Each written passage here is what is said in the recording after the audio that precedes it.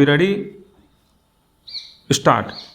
Learned counsel for the petitioners has primarily emphasized that learned prescribed authority while rejecting the application moved by the petitioners for cross examination of the witnesses produced by the plaintiffs has erred in law. Stop. He has also stated that while rejecting the application seeking permission to cross examine the witnesses, the learned prescribed authority has not assigned any plausible reason therefore stop.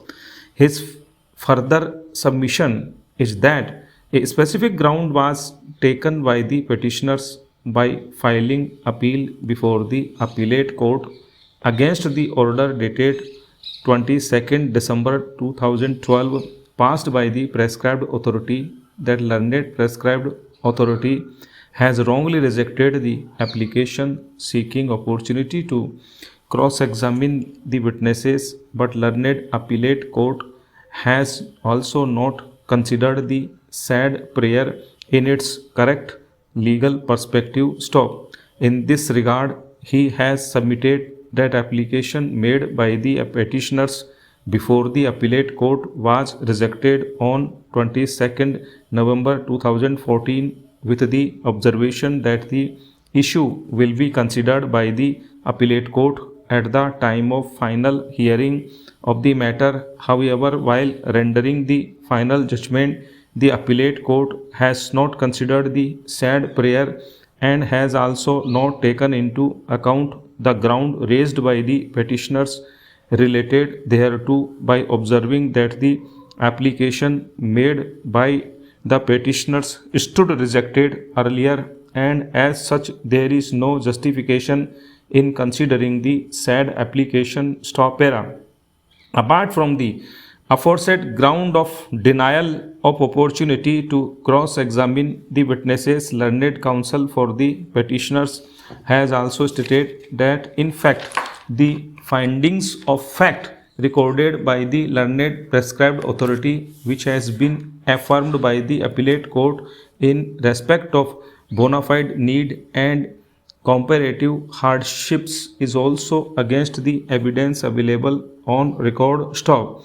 On the other hand, learned counsel representing the respondents has submitted that in the facts and circumstances of the case, no interference by this court is warranted in the judgment rendered by the prescribed authority, which has been affirmed by the appellate court. Stop. He has also stated that in absence of any provisions under UP Act number 13 of 1972 permitting cross-examination of the witnesses, there is no illegality which can be said to have been committed by the prescribed authority in denying the said opportunity to the petitioners. Stop. Para.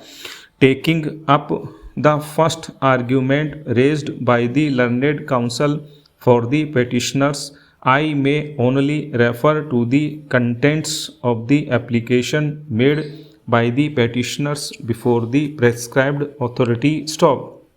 The said application is on record. Stop. According to the said application, it was submitted by the petitioners before the prescribed authority that under the changed circumstances, the respondents have put wrong facts in respect of shop which is adjoining the premises in question and was earlier in the occupation of another tenant, Ram Raj Prajapati. Stop. It was further stated in the said application that earlier the learned prescribed authority had rejected the application for issuing commission, and as such it would be in the interest of justice that in respect of the fact deposed by the witnesses produced by the respondents, the petitioners may be permitted to cross-examine them. Stop.